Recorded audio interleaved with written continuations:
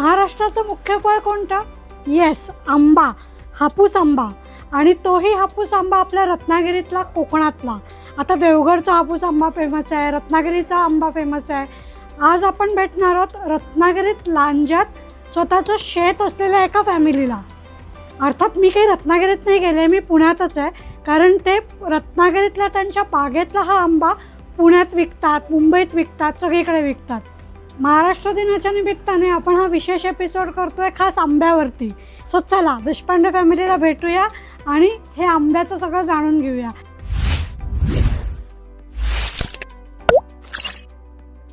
So Sharda Ganesh ॲग्रोच्या Shekhar Deshpande काका आज आपल्यासोबत आहेत. काका, थँक्यू सो मच माझ्या चॅनलमध्ये सहभागी झाल्याबद्दल. आणि इतके तुमचे छान छान आंबे आहेत, मी बघितले इतके बॉक्सेस आणि त्यातले रसरशीत आंबे. हे आंबे बघूनच आणि त्याचा सुगंध घेऊन जी मजा येते ना, ती काही औरच आहे. तर ही कशी सुरुवात झाली? ही सुरुवात झाली माझी 10 वर्षापूर्वी. अच्छा. बेसिकली माझ्या आईचं गाव आणि आईचे मामा ही सगळी आजोळ कंपनी माझी कोकणातली. वा. आणि लहानपणापासून मी, आमचं कुटुंब, आम्ही कायम कोकणात जायचो. हो. आणि कोकणात गेल्यानंतर प्रत्येक वेळी जसा मी वाढत गेलो तर तिथल्या निसर्गाशी मी एकरूप होऊन गेलो आणि मला त्या निसर्गाची गोडी निर्माण झाली. हो. आणि म्हणून आपलं स्वतःचं काहीतरी असावं. आईला पण वाटायचं की आपल्या मुलांनी तिथं काहीतरी करावं, छोटंसं घर बांधावं, छोटीशी शेती घ्यावी, कारण का तिचं आयुष्य कोकणातच गेलं होतं. आणि आईच्या इच्छेखातर मी कोकणामध्ये जमीन घेतली. अच्छा. मागच्या 5-6 वर्षापासून आम्ही त्याचं डेव्हलपिंग करत आलो. आणि मग त्याच्यामध्ये मी काजूची झाडं लावली, आंब्याची झाडं लावली, फणसाची लावली, कोकम लावलं. अरे वा. आणि यातनं हे घडत गेलं. अरे वा, मस्त. आणि आता मागच्या 2 वर्षापासून त्याला फळं यायला लागली. अरे वा. आणि आता त्याला मूर्त स्वरूप यायला लागलेले. हो, बरोबर आहे. म्हणजे आता ती रोपं वाढलेली आहेत. आता मी ती त्यातली जो काही भाग आहे तो मी आता विक्रीला इथं आणू शकतो. मी मार्केटिंगसाठी पुण्यासारखं मोठं शहर नाही, माझा व्यवसायही पुण्यातच आहे, माझं घर पुण्यात आहे. मी आईच्या इच्छेखातर कोकणामध्ये ते केलं आणि त्याला आईच्याच आशीर्वादाने फळ मिळालं. हो. आणि ते फळ असं छान आणि आज ते तुमच्या समोर आहे. Yes yes. याच्यामध्ये आई वडिलांची जी कृपा असते, आशीर्वाद असतात, ते हे सगळं आज दिसतंय. आणि महाराष्ट्रातलं जे सगळ्यात आवडीचं फळ आहे तो कोकणातला रत्नागिरीचा आंबा आहे. आणि तुमचाही रत्नागिरीचाच आंबा. माझा रत्नागिरी हापूसच आहे. येस. रत्नागिरीत कुठे तुमचं शेत आहे? लांजापाशी आहे. अच्छा. लांजापाशी पुढे एक विवली नावाचं छोटंसं गाव आहे. अच्छा. तिथं मी 10 वर्षापूर्वी जमीन खरेदी केलेली होती. अच्छा. त्याच्यानंतर मी त्याच्यात डेव्हलपमेंट करत गेलो. अच्छा. आणि चालू झालं. मग ते चक्र आता सुरू झालेलं आहे. अच्छा. आता हे करत असताना माझ्याबरोबर आता माझी मुलं आली आहेत. अरे वा. म्हणजे पुढच्या पिढीकडे त्यावेळेस हे सगळं केलं ते मी एकट्याने केलं. हो. याचे जे सगळे कष्ट होते, तिथं जाणं असेल, ते डेव्हलप करणं असेल, मी, माझी पत्नी, आम्ही तिथं जायचो, तिथं थांबायचो. ज्यावेळेस आम्ही जायचो तिथं आम्हाला राहायला घर नव्हतं, आम्ही हॉटेलमध्ये राहून हा डेव्हलपमेंट केली.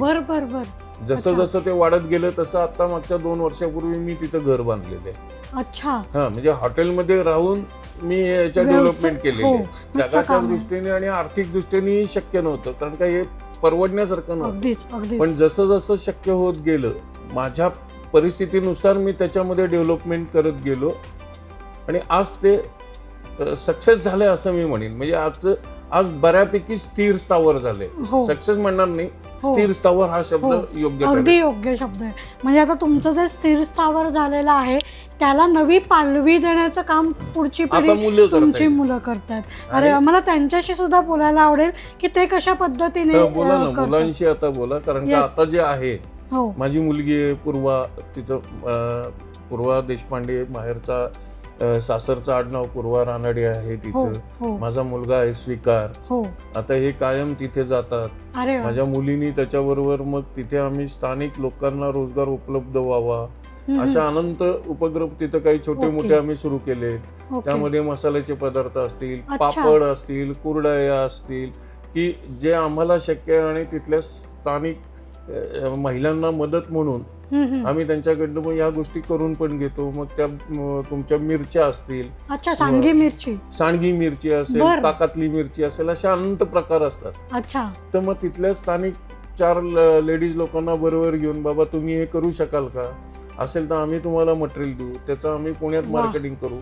म्हणजे त्यांचीही घरं चालली पाहिजे आणि आपल्याही व्यवसायाला नवीन उत्पन्न मिळालं पाहिजे, ही एक साधी दृष्टी. तुम्ही तिथे जागा घेतलीत, तिथे बाग फुलवलीत आणि आज त्याचं इतकं छान रूपांतर सगळं झालेलं आहे.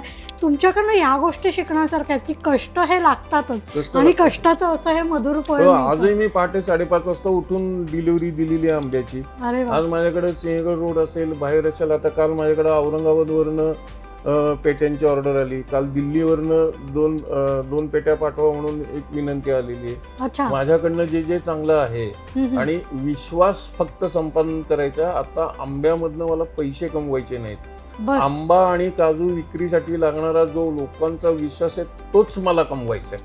किती छान आहे. मला पैसे तर पुढे मिळणारच आहेत, माझ्या मुलांना मिळतील. ज्यावेळेस तो धंदा माझा सेटअप होईल, आणखीन ग्रो होईल. शारदा हे माझ्या आईचं नाव आहे, गणेश हे माझ्या वडिलांचं नाव आहे. त्यांच्या स्मृतीला धरून आणि त्यांचं नाव चांगलं राहावं. कोणाला वाटतं आपल्या आई वडिलांचं नाव खराब व्हावं, त्यामुळे व्यवसाय करताना सुद्धा आई वडिलांच्या आशीर्वादाने त्यांच्या नावाला कुठेही ठप्पा लागता का म्हणे याची काळजी मी माझ्या रोजच्या आयुष्यात घेतो. अरे वा, खरंच छान. माझी कुलदेवी यमाई आहे. माझ्या इतर व्यवसायाचं नाव यमाई आहे, यमाई सेल्स आहे, यमाई. आम्ही जे करतो त्या आईचं नाव चांगलं राहावं आणि आपल्याकडनं चांगल्यात चांगलं लोकांच्या समोर जावं, ही माझी आयुष्यभरची भावना आहे. अरे वा, म्हणजे खरंच मला स्वतःला खूप आनंद झाला तुमच्याशी गप्पा मारून. आज आंबा म्हटलं की मला स्वतःला हापूस आंबाच आवडतो आणि तो आंबा असं बघून आणि त्याचा सुगंध घेऊन मला स्वतःला जो आनंद झालाय तो इतरांनाही मिळणार आहे. आपल्या व्हिडिओच्या आम्ही नैसर्गिकरित्या फुलवतो, याच्यामध्ये कुठलेही केमिकल नाही, कार्बन नाही, काही नाही. आम्ही आणतो तिथे 10 दिवस आम्ही तो हे करतो, त्याला म्हणजे जे काही प्रक्रिया आहे त्याचं गवतामध्ये घालूनच आम्ही तो पिकवतो. बाकीचे कुठले केमिकल्स वगैरे वापरत नाहीत आणि ते चांगल्यात चांगल्यापर्यंत आणि चांगल्या लोकांपर्यंत त्याची खरं अस्सल चव मिळावी. ही जी चव आहे ही अस्सल आहे.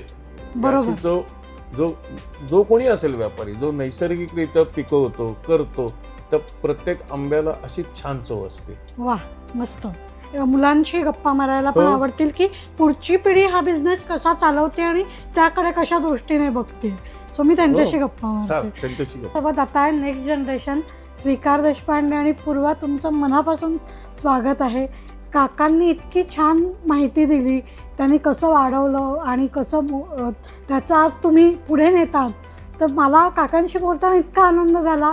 खूप छान छोट्या छोट्या टिप्स त्यांच्याकडनं मिळाल्या व्यवसायाच्या, म्हणजे जे व्यवसायात नाही आहेत त्यांनासुद्धा उपयोगी पडू शकतात. आणि तुम्ही तर घरचेच आहात, तुम्हाला तर खूप शिकण्यासारखं आहे काकांकडनं. सो आता हा बिझनेस पुढे नेताना तुम्ही दोघं कशा पद्धतीने पुढे नेताय? स्वीकार, तू काय सांगशील?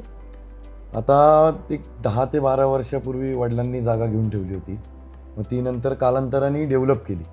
त्यानंतर तिकडं आंब्याची, काजूची झाडं, कोकम, त्यानंतर आंब्यामध्ये पण एक 2-3 प्रकार आहेत की जे आपल्याला म्हणजे काय जणांना फक्त आपल्याला काय माहिती असतं हापूस आंबा आणि केशर आंबा, पण त्यातल्या त्यात गोवा मानकूर सुद्धा माझ्याकडे. हो का? हा.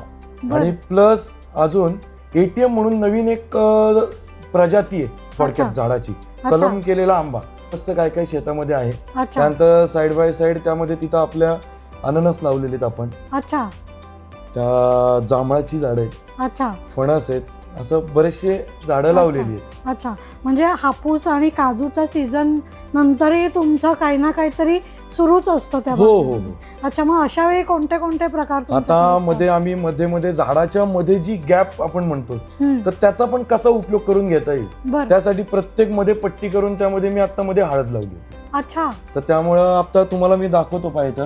आता पहिली आपण आहे ना हळद लावली, तुम्ही त्याचं हे करून द्या, तुम्हाला लगेच लक्षात येईल. अरे हो, हा सुगंध आहे छान आणि असा एकदम भरलेला सुगंध आहे. आणि त्याच्यापासून नंतर काय केलं, हे सगळी प्रोसेस जी आहे ती मी घरामध्ये केलेली आहे. फक्त नंतर दळायला मी गिरणीमध्ये गेलो.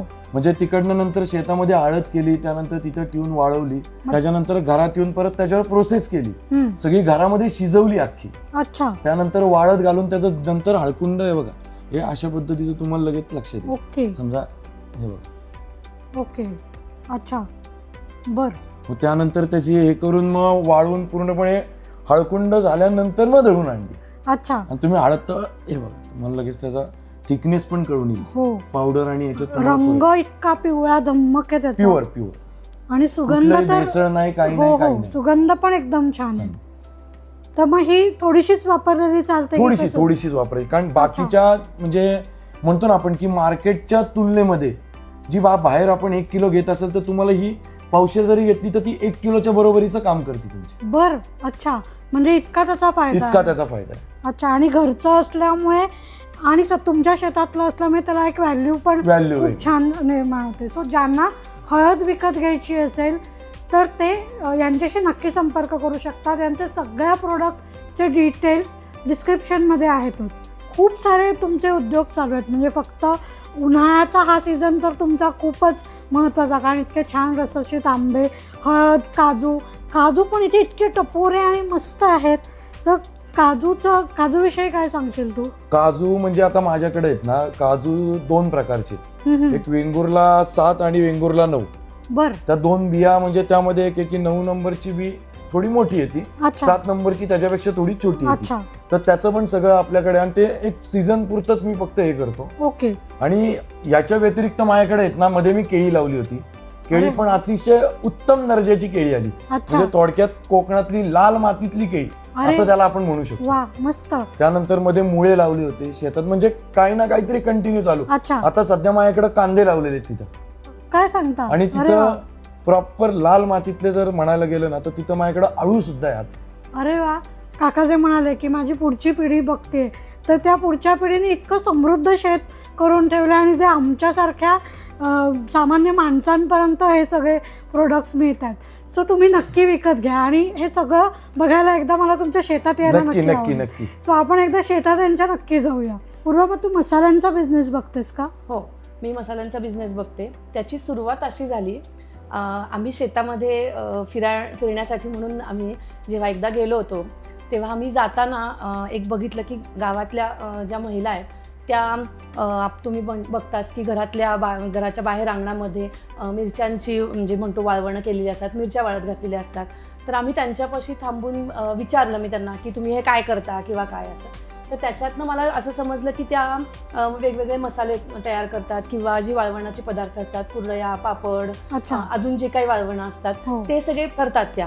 मग त्यावेळेस माझ्या डोक्यामध्ये अशी एक कल्पना सुचली की ह्याच महिलांचा उपयोग समजा त्यांना पण त्यांच्या रोजगारासाठी करता आला आणि आपल्या बिझनेससाठी जर त्याचा उपयोग करता आला तर आपण का करू नये. बरोबर. मग मी त्यांच्याशी जाऊन बोलले, त्या सगळ्या महिलांना एकत्रित केलं आणि त्यांना मी असा एक विश्वास दिला की बाबा तुम्ही पण तुमचं जे काही चांगलं म्हणजे म्हणतो आपण ती एक चव असते त्यांच्या हातची की तुम्ही ते स्वच्छता राखून सगळं करून तुम्ही ते करा, आणि त्याचा माझ्या ह्याच्यासाठी पण त्यांनाही रोजगार मिळाला, म्हणजे व्यवसाय करता करता इतरांनाही रोजगार निर्माण करण्याचं खूप मोठं काम तू करतेस. मसाल्यांमध्ये काय काय कोणते मसाले करतात? याच्यामध्ये सुरुवात अशी झाली की याची सुरुवात फक्त तिखटापासून झाली, जे आपण म्हणतो बेडगी मिरचीचं असू देत, त्यानंतर काश्मीरी असू देत, संकेश्वरीचं तिखट असू देत, गुंटूर मिरचीचं असं ते एक तिखट असू देत, ते आम्ही प्रॉपर पद्धतीने कांडून म्हणजे डंकावरती कांडून ते तिखट तयार केलं. त्याच्यानंतर मग आम्ही मसाल्याचे म्हणजे म्हणतो तसं गरम मसाला असू दे, त्यानंतर आपलं मसाल्याचं तिखट असू दे म्हणजे मालवणी मसाला जो म्हणतात तो मालवणी मसाला असू देत, असे सगळे मसाल्याचे प्रकार आम्ही तिथे सुरुवात केली. त्यानंतर सांडगी मिरची आहे, उसळी मिरची आहे, ताक मिरची आहे. हे सगळे पदार्थ सुद्धा आम्ही तिथे त्या महिलांच्याकडनं करून त्यासाठी महिन्यातनं एकदा दोनदा जसं मला जमेल तसं मी प्रत्यक्ष तिथे जाऊन सगळं जाऊन बघून जसं मला हे मिळेल तसं असं मी करून त्यांच्याकडनं घेऊन आम्ही असं त्याची सुरुवात अशी केलेली आहे. याचा मेन ऊर्जास्रोत माझ्या वडिलांकडनं आम्हाला म्हणजे मिळतो की ते अखंड दिवसभर सकाळी 5:30 वाजल्यापासून उठल्यापासून रात्रीपर्यंत त्यांच्या डोक्यामध्ये इतक्या नवनवीन कल्पना येत असतात, आणि ह्याची सगळी जी आम्हाला हे जे मिळालेलं आहे बाळकडूच मला म्हणायचंय की बाळकडू हे सगळं आम्हाला त्यांच्याकडनं आलेलं आहे, आणि त्यांच्यामुळे आम्हाला हे असं नवनवीन काही गोष्टी करायला मिळतायत पण आणि आवडतायत पण, आणि आम्हाला हा वडिलांच्या ह्याच्यामुळे आम्ही त्या वाढवायचा प्रयत्न करतोय. जसं हे सुरुवात झाली आहे तेव्हा आम्ही दोघांनी मिळून असा एक निश्चय केला की आता वडिलांनी हे इतक्या कष्टातनं, त्यांनी खूप कष्ट केलेत आणि त्या कष्टातनं ते आज इतके वरती आले, तर त्यांच्या कष्टाला आपण एक पावती देऊन आपण आणखीन जर त्याच्यामध्ये नवीन काही करता आलं आपल्याला आणि आपण जर व्यवसाय वाढता आला